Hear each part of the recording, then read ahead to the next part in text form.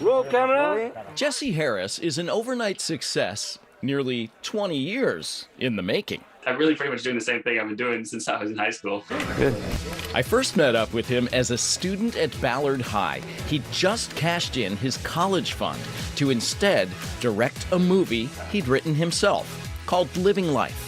So many ways it feels like it was yesterday. When the film was picked up by HBO, 17-year-old Jesse became the youngest American filmmaker with a distribution deal. Sheer persistence and just never giving up. I hear you. When I run up against an obstacle, I'll often think back to what you did at that age and think, okay, let's figure out a way. And yeah, that's kind of just what I've been doing my whole life. While continuing to pursue his craft, Jesse created the Seattle-based National Film Festival for Talented Youth, a showcase for other young artists. I just created it out of nothing and just had to kind of just, make it happen, basically. The festival, now 15 years running, has attracted millions of dollars in corporate sponsorships and launched dozens of careers. All of a sudden you realize there was tens of thousands of filmmakers probably all over the world that didn't know each other, and they were all kind of coming together. Jesse's own career as a top-tier commercial director continued to grow over the past 2 decades, but he never gave up the quest to tell his own stories. I just was craving to make something for myself again. Jesse teamed up with Pretty Little Liars star Lucy Hale to co-produce an action drama set in the California desert. I just really believed in him and his story, and he had such a vision for this project.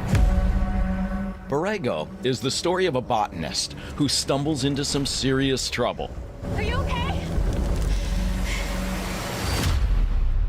Stop! The idea originally for this movie started with a true story from my dad, who was kind of this amateur botanist who was working out in the desert of Anza Borrego, California, this massive desert.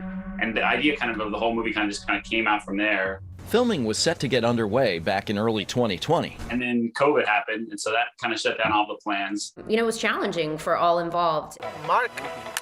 Jesse moved the production to Europe as the continent was just beginning to reopen. Yeah, so in Spain, there's this desert that they used to shoot all the old spaghetti westerns, and a lot of famous movies were shot there because it looks just like California. It was just the cast and myself going out there, and the rest of the crew were all from Spain, and it was an adventure, but we ended up making something really cool from it.